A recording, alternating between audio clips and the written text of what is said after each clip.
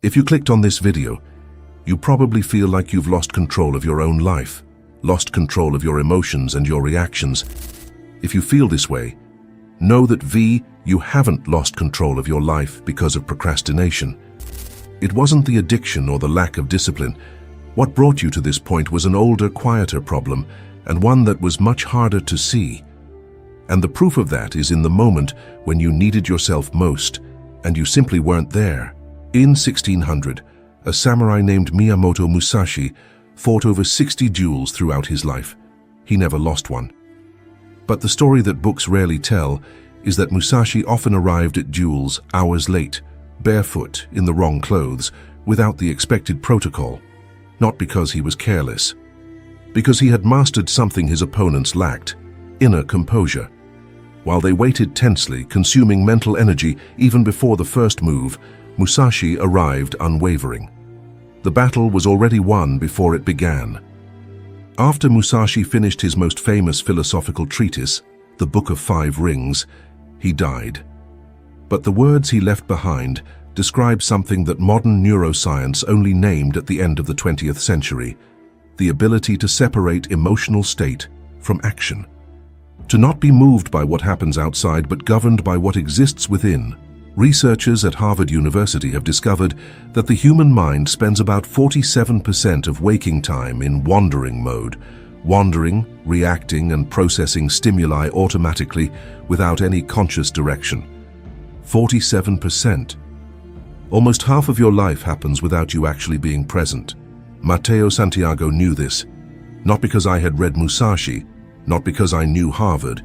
He knew because he was living this statistic in real time in a sales office on the 13th floor of a building in Midtown Manhattan, with a target he hadn't been able to meet for the third consecutive month. New York isn't a city. It's a continuous pressure test, and Matteo, who had grown up in the green silence of Vermont, was being destroyed by this test, silently, methodically, without understanding why. This video is about what he discovered, about the 90-day protocol that will develop terrifying self-control in you, and about that level of self-control that no one taught you, but that changes everything. This channel exists for people who have already understood that most of the answers the world offers are not enough. If you are one of those people, you're in the right place.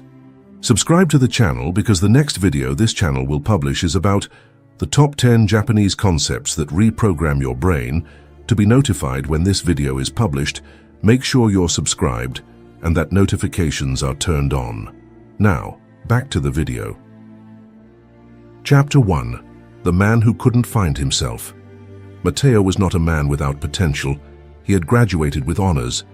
He had moved to New York with a determination that few of his Vermont friends would understand. He had landed the job he wanted at a mid-sized tech company, on a sales team that regularly closed six-figure deals.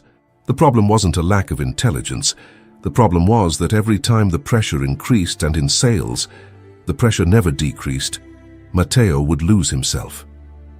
Not literally. He remained seated in his chair, headset in, eyes fixed on the screen. But something internal was shifting. A difficult call, and he would spend the next 40 minutes ruminating on it instead of preparing for the next one. A rejection, and his state would change so completely that the entire afternoon would be lost.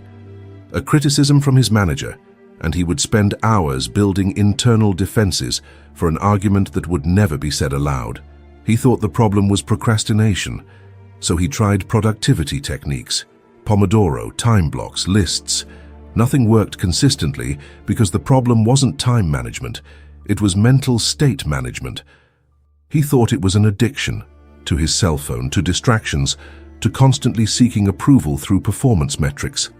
So he tried periods of digital detox. It worked for a few days. Then it all came back, because the problem wasn't the cell phone. It was what the cell phone was filling. Matteo was looking at the symptoms and calling them a disease. The real illness had another name, and he would only discover that name when a man named Sora decided it was time for a conversation Matteo hadn't asked for. Sora Ishikawa was not the type of manager who appeared on the covers of business magazines. He didn't shout. He didn't use motivational language. He didn't plaster goals on the wall in colorful letters.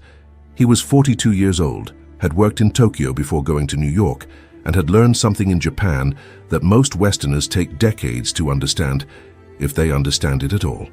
One Thursday afternoon, without any formal warning, Sora appeared at Matteo's table. "Do you have a few minutes?"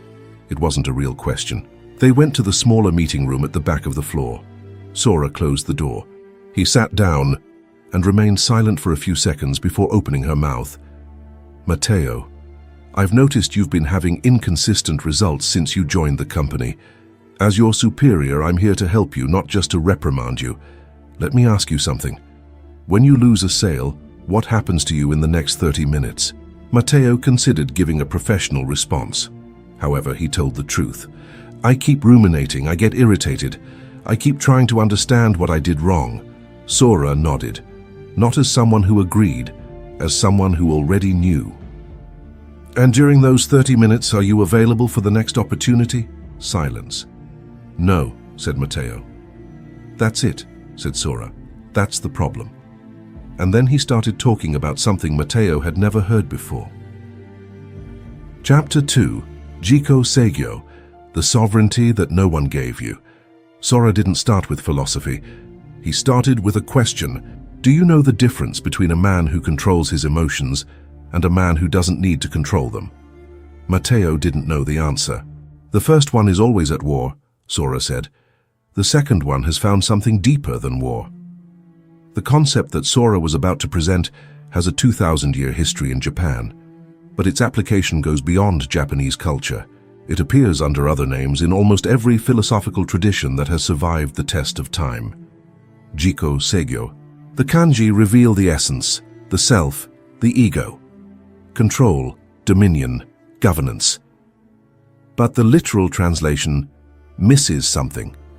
In the Japanese context, Seigyo is not the forced containment of something that wants to escape. It is the natural sovereignty of one who fully inhabits their own interior. It's the difference between a man who keeps an animal in a cage and a man who never raised the animal. Sora explained this to Matteo using other words. You're trying to control your reactions after they've already happened. That's like trying to stop an avalanche with your bare hands. Jiko Seigyo isn't about stopping the avalanche. It's about not creating the snow. Matteo remained quiet. Like this, your emotional reactions, the rumination, the irritation, the breakdown after a rejection, are not the problem. They are the result. The problem is that you never learned to inhabit the space that exists between what happens to you and what you do with it. This space has a name. Viktor Frankl, the Austrian psychiatrist who survived 4 concentration camps, wrote about it with a clarity that few have been able to match. He called this space the last of the human rights.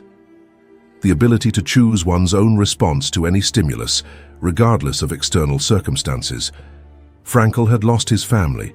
He had lost his manuscripts. He had lost everything the world calls freedom.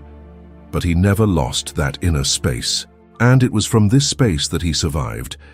It's not an abstract concept, it's a location, a place within you that exists before the reaction and that most people never visit. Sora continued. In Japan, there is a practice called ma, the space between things. In music, it's the silence between the notes. In architecture, it's the emptiness that gives meaning to the structure. In a human being, it's the pause between stimulus and response. Jiko Seigyo is learning to live in that space. Matteo listened, but he still hadn't fully understood, because Jiko Seigyo was only half of what Sora wanted to show. The other half was older, and in a sense more frightening, Fudoshin. Have you ever seen someone who, regardless of what's happening around them, simply doesn't change? Sora asked. I'm not talking about rigidity. I'm talking about a person who can receive devastating criticism and remain completely present, who can miss a huge opportunity and not fall apart, who can be pressured from the outside and remain solid on the inside. Matteo had seen it. It was Sora himself. Fudoshin, Sora said, isn't about suppressing what you feel. It's about being greater than what you feel. It's about a mind that doesn't move because it has found something more permanent than circumstances. Samurai trained in Fudoshin not to become cold, but to avoid being destroyed by heat. There was a fundamental distinction that the West generally reverses, the warrior with Fudoshin. Feels, Everything is done with depth, the pain, the loss, the pressure. He simply isn't defined. That's why. Emotion passes like the weather. It remains like the mountain. The man who possesses Fudoshin is not one who does not feel. He is one who is not governed by what he feels. Teshu Yamaoka, swordsman and Zen master of the 19th century. Sora paused. You've been trying to become a different person, Matteo. But what you need is a different kind of center. Chapter 3. The Crisis That Revealed Everything. 3 weeks after that conversation, Matteo was having the worst time of the quarter. An account he had worked on for 2 months had closed with a competitor, and worse, it wasn't because the price was better. The client had said with disconcerting clarity that he had felt instability in his relationship with Matteo, that at times he seemed confident and at others insecure, and that this had created doubt. The rejection wasn't about the product. It was about Matteo, and Matteo knew that. The office was buzzing with activity that afternoon, simultaneous calls. The entire team was under pressure. Sora walked between the desks with a presence that seemed to alter the physics of the room, calm, direct, unhurried. Matteo sat with his hands on the table, staring at the screen, unable to dial the next number. He wasn't being lazy. It was state paralysis. Inside, he was in a loop, ruminating about the lost account, projecting what the manager would think, anticipating the pipeline meeting on Friday, fearing being one of the lowest performers on the team for the 4th month. All of this happening simultaneously, in silence while the office revolved around him. He picked up his cell phone, opened Instagram, scrolled for 30 seconds without looking at anything, closed it, opened his email, closed it, grabbed an empty glass of water. Got up to get water he didn't need at that moment. Escape. Escape. Escape. Not from a physical predator, from himself. And it was at that exact moment that Sora stopped beside Matteo's table. He said nothing. He just stared at the blank screen, at the open dialer, at the 37 minutes that had passed without a single call being made. Meeting room, Sora said. 3 words, no judgment in her tone. When the door closed, Sora asked a question that Matteo wasn't expecting. Where were you? Here, Matteo said automatically. No, said Sora. Where are you? He was. Silence. I was thinking about the account I lost. And before that? What will the director be thinking about on Friday? And before that? No, about what happened with the last call I made this morning. The guy was rude and I was... He stopped. Sora finished the sentence for him. You stayed there, mentally, for hours. Matteo didn't answer, because it was true. You're not here, Matteo. You're traveling between the past and the future so fast that the present, the only place where you can act, is completely empty. And then Sora said something that would take Matteo weeks to fully digest. The problem isn't that you feel these things. The problem is that you don't have a center to return to. When the storm comes, you become the storm. A man with Fudoshin can be in the middle of a hurricane and remain still, because he has something more solid than the hurricane inside him. Matteo looked at Sora. How do you do that? You train, Sora said, not in drama, in ordinary things. Chapter 4. The 90 Days That Changed the Internal Structure. Sora didn't give Matteo a 10-step program. He gave him 3 practices, just 3, and he said that if he applied them rigorously for 90 days, something in his inner structure would change permanently, not as a habit but as an identity. The first practice Sora called the testimony. Whenever a strong emotion arose, anger, anxiety, fear, frustration, Matteo had to do one thing before taking any action: name what was happening in the third person. No, I am angry. But there's anger rising now. It seems simple. It is technically simple. But the effect is profound. Researchers at UCLA have discovered that the simple act of naming an emotion in descriptive language, instead of identifying with it, measurably reduces activity in the amygdala. The amygdala is the structure responsible for the fight or flight response. When you become the observer of the emotion instead of being the emotion, the prefrontal cortex, the seat of rational judgment, regains control. This is not a metaphor. It's neurology. Matteo began to practice. It was uncomfortable. The mind resists observation. The mind wants to be the event, not the observer of the event. But with repetition, something changed. Matteo began to notice a space, small at first, almost imperceptible, between the phone rejection and the internal reaction, between the manager's criticism and the state of collapse. A moment, sometimes just 2 or 3 seconds, where he was present before the reaction. This space was Jiko Seigyo in embryonic form. Sora called the second practice, the return to the present. Every time Matteo realized he was mentally in the past or the future, ruminating, anticipating, projecting, he should perform a deliberate physical action, not a meditative breathing exercise, a concrete action, touching the surface of the table with both hands and feeling its temperature and texture for exactly 10 seconds. It sounds primitive, but it serves a specific neurological function. It anchors consciousness in the body, which always exists in the present. The mind travels, the body does not. In the first 15 days, Matteo performed this movement dozens of times a day. Over time, the frequency decreased because the feedback was happening more quickly. The rumination loop was getting shorter. The third practice was the most difficult. Sora called it the delayed response. Whenever a stimulus triggered an impulsive reaction, the urge to respond defensively to an email, to argue with a difficult client, to check his phone when anxiety increased, Matteo should impose a deliberate 90-second delay before acting. 90 seconds. That's all. Neuroscientist Jill Bolte Taylor, who survived a massive stroke and documented the experience with clinical precision, describes in her work that any emotion has a physiological cycle of approximately 90 seconds within the body. When you don't feed the emotion with additional thought, when you simply observe and wait, it begins to dissipate on its own. It is the subsequent thoughts that keep the emotion alive, not the emotion itself. 90 seconds of inaction break the cycle. Matteo applied this to sales calls. When a client was aggressive, he would take a breath, wait, and then respond, not coldly, with presence. The difference that customers felt was real. He began to notice it in their reactions.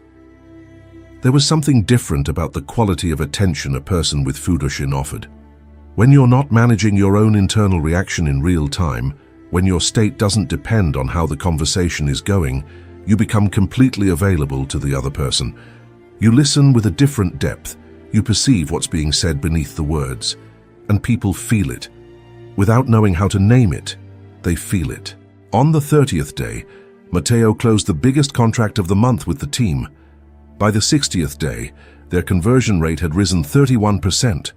By the 90th day, he was no longer trying to control his reactions. He had simply become someone whose reactions were different. Chapter 5. What people feel without being able to name it.